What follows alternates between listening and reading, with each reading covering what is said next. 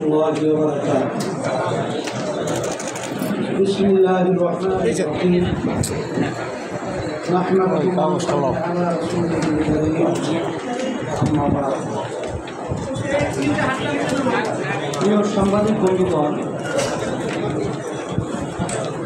দেশের সকল স্তর ও সকল ধারার মানুষের স্বতঃস্ফূর্ত অভ্যুত্থানের মাধ্যমে স্বৈরাচারের অবসানের পর গণমানুষের বিপুল আশা আকাঙ্ক্ষা ও সমর্থন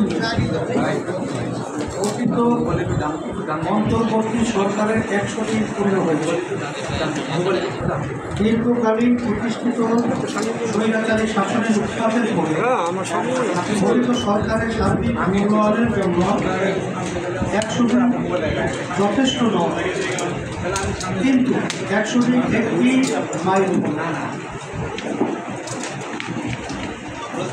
রাজনৈতিক অভিজ্ঞতাহীন এই সরকারের জন্য আনুষ্ঠানিক কোনো বিরোধী দল নাই। এই সরকার জনতাই এই সরকারের শক্তি ও এই সরকারের গল্প।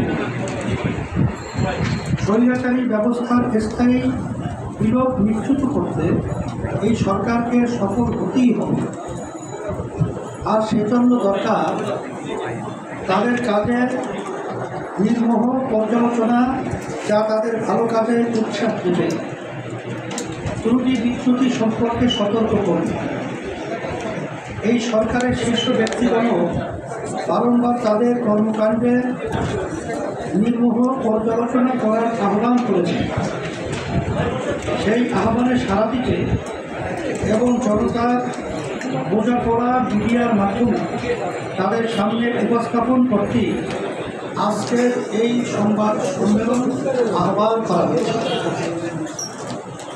আজকের এই সংবাদ সম্মেলনের শুরুতে জুলাই 24 অভ্যুত্থানে জীবন দেওয়া ও আহত হওয়া সকল বিপ্লবীদের প্রতি আন্তরিক শ্রদ্ধা ও দোয়া অভ্যুত্থানে অংশ নেওয়া সকলের প্রতি আবারও কৃতজ্ঞতা জানাচ্ছি। চিন্তা করছি প্রিয় সাংবাদিক বন্ধুগণ, প্রথমেই স্বৈর শাসনে পিষ্ট ও বিপর্যস্ত বাংলাদেশের দায়িত্ব নেয়ার সাহস করার জন্য এই সরকারের প্রতি কৃতজ্ঞতা জানাচ্ছি। ক্রমাবনতির দিকে ধাবমান অর্থনীতি, রাজনীতি ও আইন শৃঙ্খলা পরিস্থিতির বিপর্যয় রোধ করা, মানুষের মনে আশার সঞ্চার করা, বৈশ্বিক পরিমণ্ডলে আস্থা তৈরি করা, ব্যাংক খাতের নৈরাজ্য দূর করা, রিজার্ভের পতন রোধ করা সহ অর্থনীতিকে ইতিবাচক ধারায় প্রবাহিত করা, স্বৈর শাসনের হোতাদের একাংশকে আটক করে বিচার কার্যক্রম শুরু করা,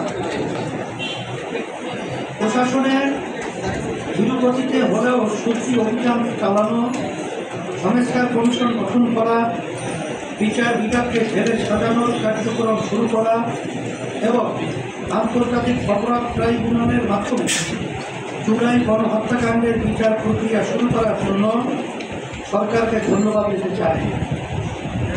প্রিয় সাংবাদিক বন্ধুগণ, 15 বছরের সামগ্রিক স্বৈর শাসন সৃষ্ট ধ্বংসস্তূপের উপরে দাঁড়িয়ে মানুষের বিশাল প্রত্যাশা পূরণ করা কঠিন, এটা সত্য। সেই দায়িত্ব এই সরকার নিয়েছে, সেজন্য সাধুবাদ। সরকারের আন্তরিকতা নিয়ে আমরা প্রশ্ন করতে চাই না, তাদের যোগ্যতা ও দক্ষতা নিয়েও প্রশ্ন করতে চাই না। তথাপিও কিছু বিষয় আছে যা পর্যালোচনা করা আবশ্যক মনে করছি। আমরা এই সরকারকে আবারও মনে করিয়ে দিতে চাই যে আপনাদের সফল হওয়া ছাড়া আর কোনো বিকল্প আমাদের সামনে নাই।